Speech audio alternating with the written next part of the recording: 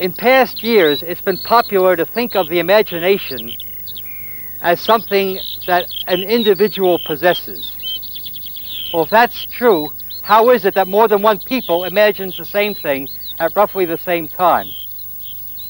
The answer is really something that ties all of us together. The imagination is a network that is independent of space and independent of time. The collection here at the Museum of Synthesizer Technology is a way of understanding this network. You can't see it, you can't touch it, you can't prove that it exists other than by what comes out of people's heads. What you see down there are solid manifestations of people exercising their imaginations, of picking information off this network. The collection here is certainly the largest, the most significant, and the most complete collection of electronic musical instruments in the world.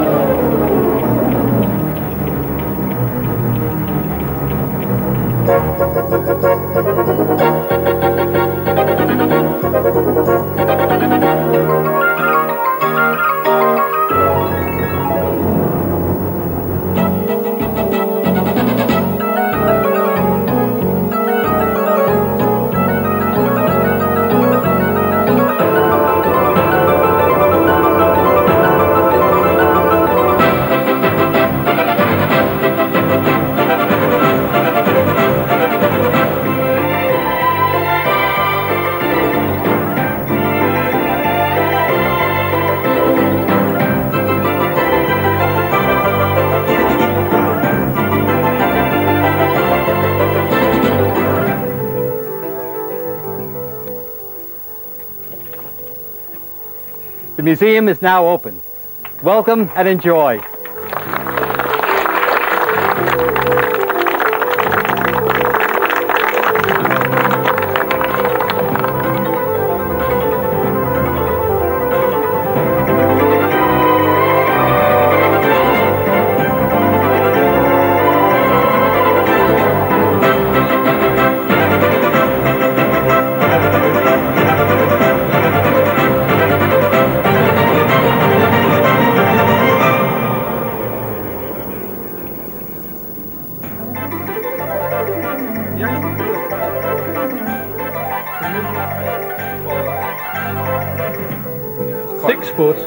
Tape at each key on each keyboard retained on the strings at the back. So when you play, you get a trumpet which will run the duration. It'll run for 8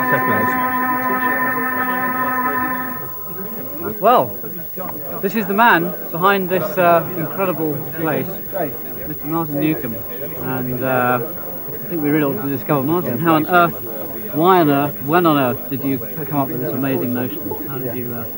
Well, I think the actual notion of having a museum started possibly about, just after Christmas of this year, so we're only talking about, say, 5 or 6 months ago. The collection that I had got too big and there were so many people wanting to actually come along and have a look that I decided, well, thinking commercially instead of having a look for nothing, and there must be a way of making some money out of this as well, to be quite honest. They didn't have any reverb on it and it was slightly detuned.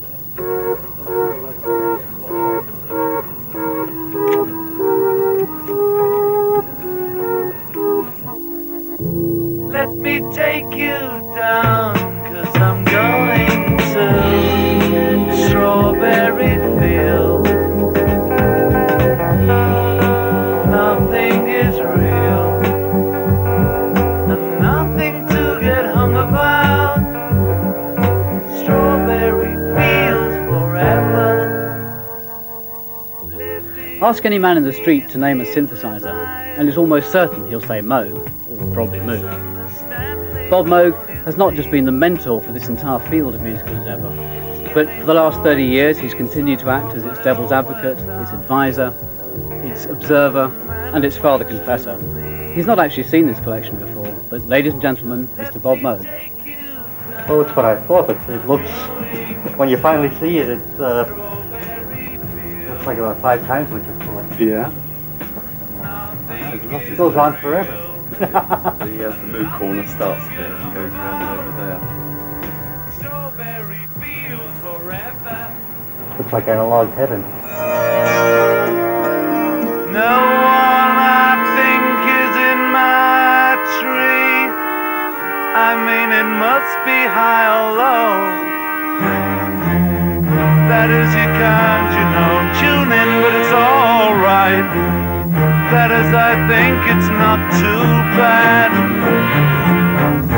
Let me take you down, 'cause I'm going to Strawberry Welcome back Fields. home, I think I should say. Right. It's incredible.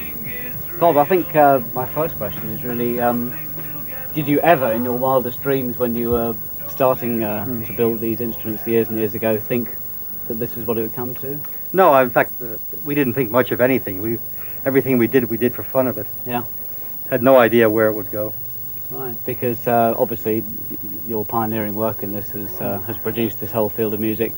Do you think that the fun is still there for people, or? Yeah, it's different now. Back then you could do hardware on the kitchen table. Now it's much harder, but you can do software on the kitchen table. Right. But back then, in the late 60s, this sort of equipment was not even considered musical instrument. It was considered professional audio equipment that you would use in a studio. What made you change? What made you think, hang on a minute, there's an instrument here, not just a piece of audio equipment? Well, it was the musicians who thought about it.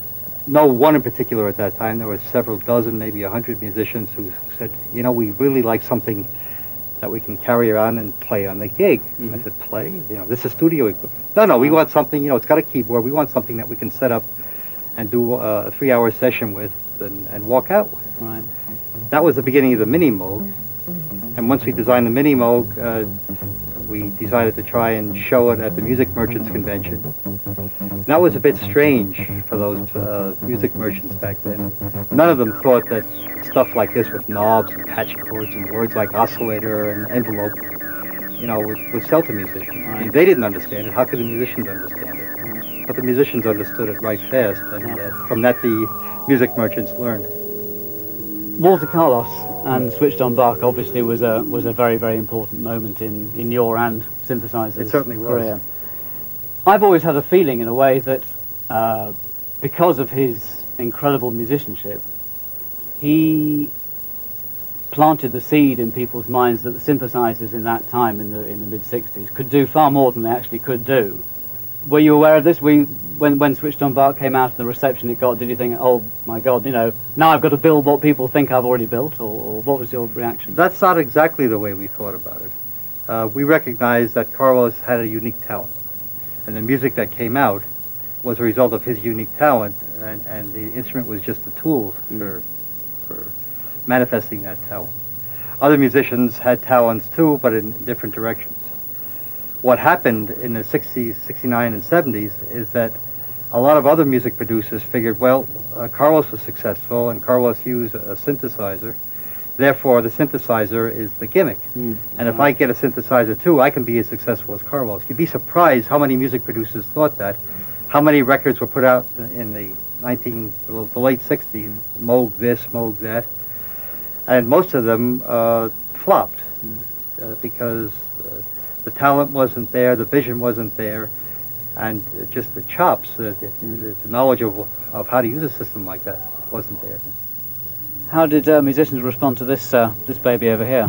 This is, well, were they completely confused by it, or what? Every musician responded differently. Yeah. Someone like Carlos would look at this and immediately understand what to do. His hands would be going and turning the knobs even before he touched them. Other musicians would go like this, and they'd freeze, they'd freak out. And then there were all kinds of musicians in between that were intimidated at first, but they dug in. But what you find in general is that every knob on this has some musical meaning. If you begin to think of changing sounds, Here's a sound, and a knob like this now would turn up vibrato. Now that's something you can hear. You don't have to study an engineering book to hear that. This knob here would change the speed of the vibrato.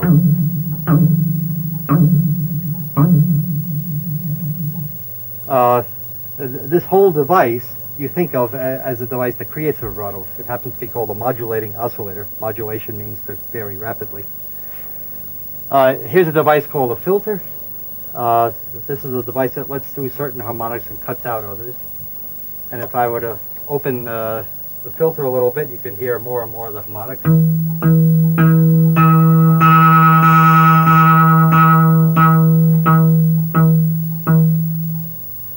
So this knob, too, has an effect on the sound that is 100% musical.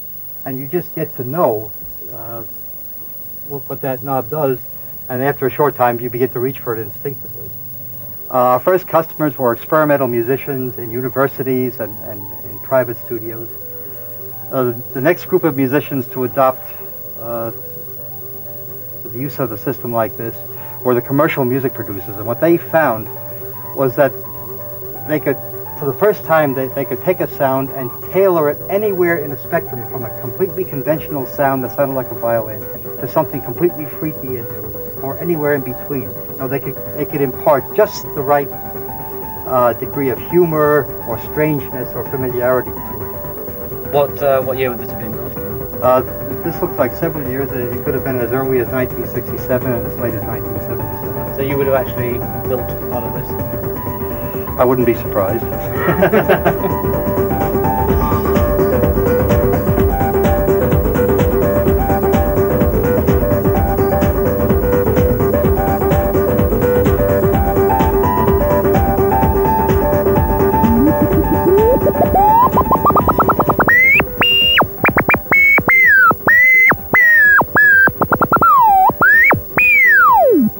Well, over on the east coast of America, Bob Moog was always trying to make the synthesizer more of a musician's tool. On the west coast of America, a guy named Don Buchler had scant regard for such things, and he was quite happy producing a succession of supremely impractical but wonderful instruments like this.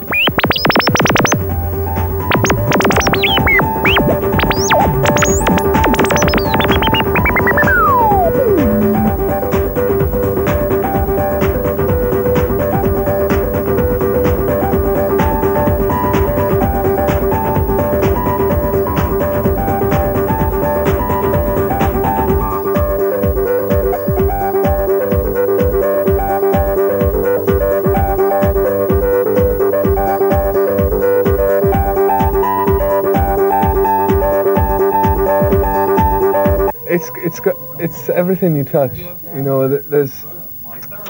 I mean, I can close my eyes and make sounds that are completely unique to this instrument, you know. So I think you don't need a technical basis to look at these. Also, the operation is, you know, all 10 fingers, no eyes, no problem, you know. It's sort of, something's going to happen, you know. If I stand here for long enough, I know that I'm going to find something that's going to turn me on. Everything is done through patch chords, much less modular system, so you can route these things to anywhere. That also means you can route them to all the places that they were designed to be routed to, and also the ones that they weren't, which often makes an interesting result. So starting from the left, then we have the preamplifier ring modulator, which is again, inputs everywhere. There's inputs for patching stuff in. You can put vocals in here if you want, or use the 2 oscillators. Sounds quite nice if you put a shortwave radio through here, actually, and start fooling. Then we've got the 3 oscillators, the sound sources. Lovely range of stuff, switchable. They've also made things where stuff is patched in already, so you don't have to use patch chords. Basic things like sample and hold, kind of. Or the old envelopes. Oh, that's a nice birdie noise, isn't it? And then modulation by other oscillators. Again, you can patch stuff around, you can start creating loops, all sorts of horrible things happen then. Then you've got the sort of mixing stage going through the filter. Again, lots of stuff to plug in. 2 envelopes, VCA output, again very nice, lots of chances to mix things, ring modulator. And this stuff down here, which although I've had it for 8 years, still has me foxed. But it does some strange things with the actual voltages. And of course the loudspeakers, nice sample and hold section, white noise like it should be, with the old thunderous one and the old thin one, very nice, white and low frequency. It's amazing how this is interfaced with equipment that's today, you know, just a bit of common sense, external clock inputs, so easy to plug up. You can trigger the sample and hold rates, you can trigger whatever you like, really. And all in all, rather wonderful. Let me get this straight. A thing that looks like a police box standing in a junkyard, it can move anywhere in time and space? I can see by your face that you're not certain. You don't understand. I knew you wouldn't. Never mind. Now, which switch was this? No. Ah, yes. That is it.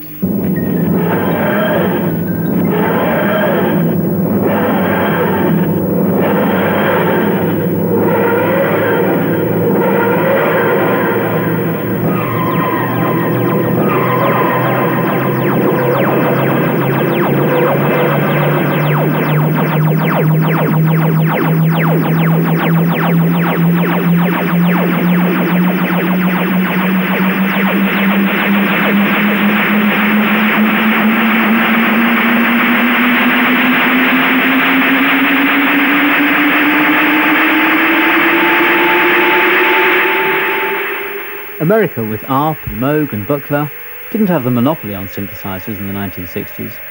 Here in Britain, it was Pizarnik's EMS, whose modules contributed extensively to the famous Doctor Who soundtracks. And perhaps EMS's crowning glory was the Synthi 100, produced in 1974.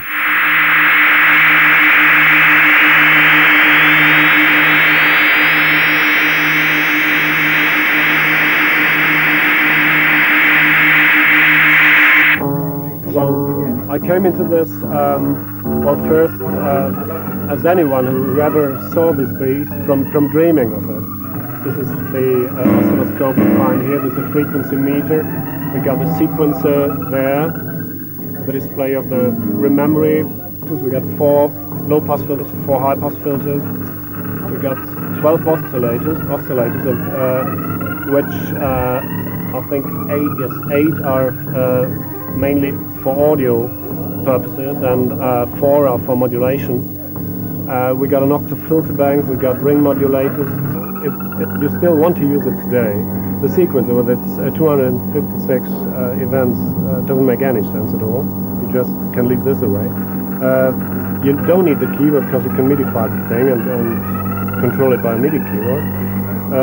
And these oscillators, they aren't stable at all, and they're drifting just the way they like. So the most interesting thing to my mind is the octave filter bank, the ring modulators, and all these modulation facilities you got in here.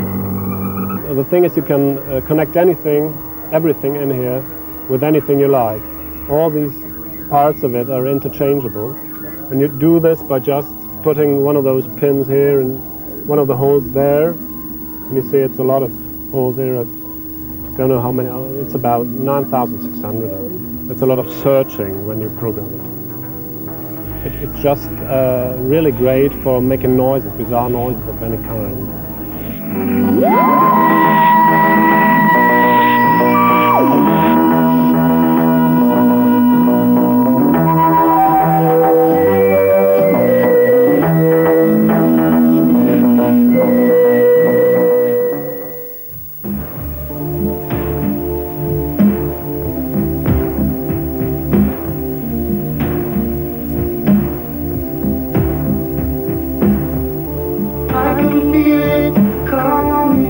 Until the mid-1970s, the synthesizer was monophonic.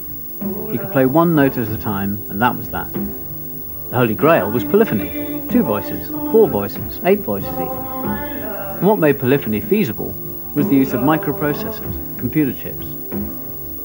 Phil Collins used one of the earliest polyphonics, the American Prophet 5, for the pad sound on this track.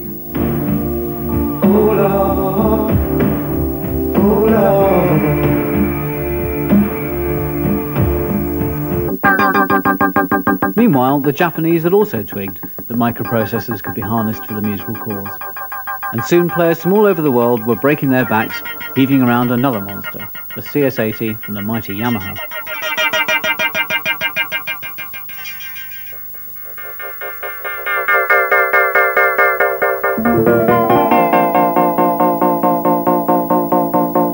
The great thing about it is that you can actually control like a tone up and down, which you can't hear at the moment because I've got it going posse. Still can't hear it, here we go. So you can put your finger on it somewhere and then use it like a, which you can't really do on anything else. And just because it's very quick to get into stuff.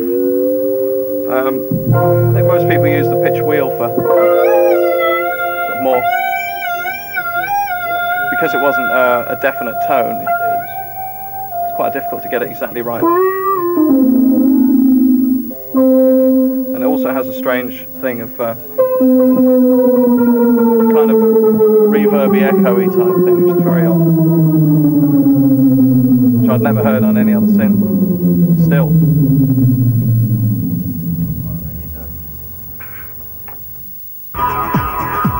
Japan is so often accused of following rather than leading, but there are many exceptions to this rule, and frankly few more endearing ones than the Roland Vocoder Plus, released in 1979.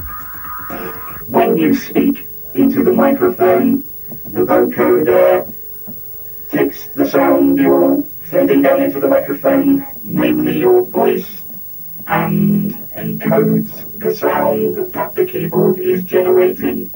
Now that may or may not pick up on the camera's microphone properly. Basically what it does is it modulates the inbuilt sound with whatever sound you put into the microphone, which in the case of normal usage would be a voice, hence the name vocoder. You can actually vocode with other things as well. I found one of the interesting things you can do, which we're not set up to do right now, is to vocode a sound with itself, which would be to take an already recorded sound off tape, send it into the mic input, and also send it into the external synth input, in which case you would get a slightly unearthly version of the same thing coming out. But it works by a system of filters. There's 10 like graphic filters inside and a sibilant filter, which analyze the harmonic content of your voice.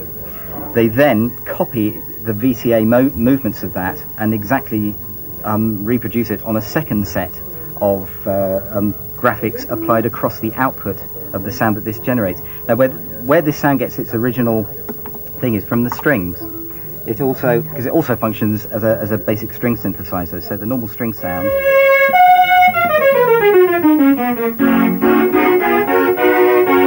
it's very rich in harmonics, and that's really what you need to do good vocoding. It's no good taking a fairly muted or sine wavy kind of sound. You need something with as much top end and high harmonic interest as possible.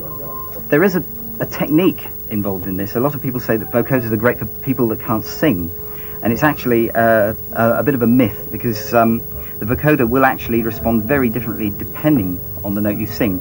If I was to just play one note on here and then glissando my voice, assuming the microphone picks up more of the vocoder than me, you should be able to hear the sound of the vocoder changing in its character.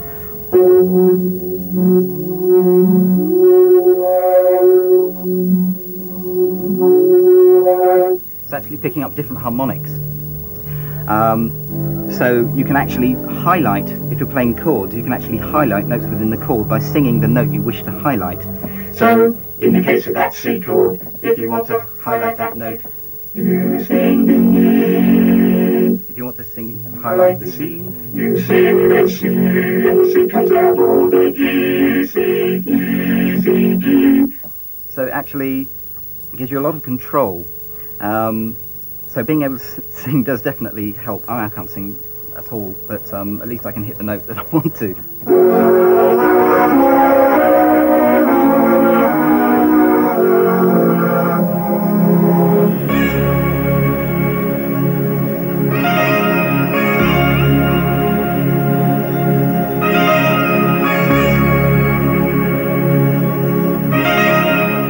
Japan was phenomenally successful at producing synths in the 1980s.